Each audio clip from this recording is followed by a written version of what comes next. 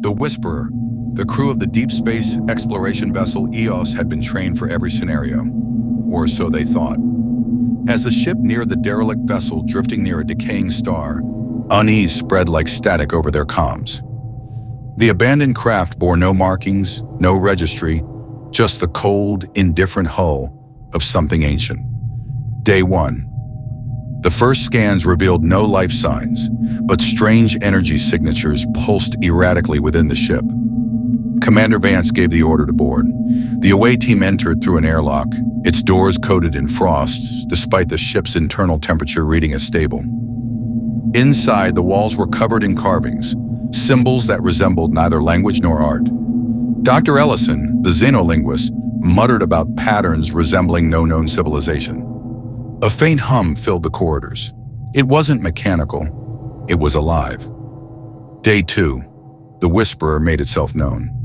At first it was subtle, a stray thought that didn't belong, a shadow just outside the corner of one's eye. Crewman Alvarez claimed he heard his mother calling his name, but she had died years ago.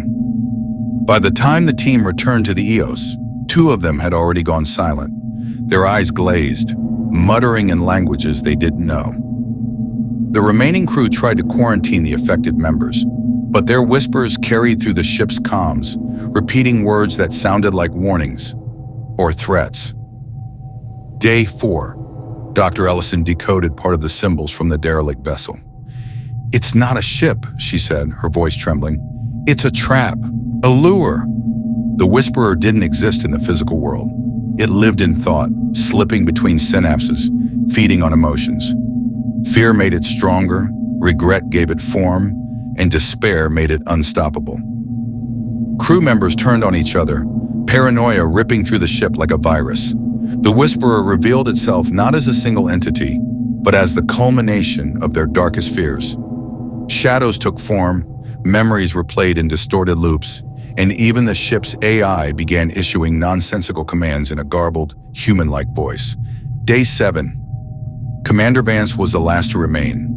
She realized that to survive, she had to let go of all emotion, shut herself off entirely. But in doing so, she lost her grip on reality. When the rescue beacon activated, a passing survey vessel found the EOS drifting, its lights flickering, its corridors filled with haunting carvings identical to those on the derelict ship. The Whisperer had found its new home.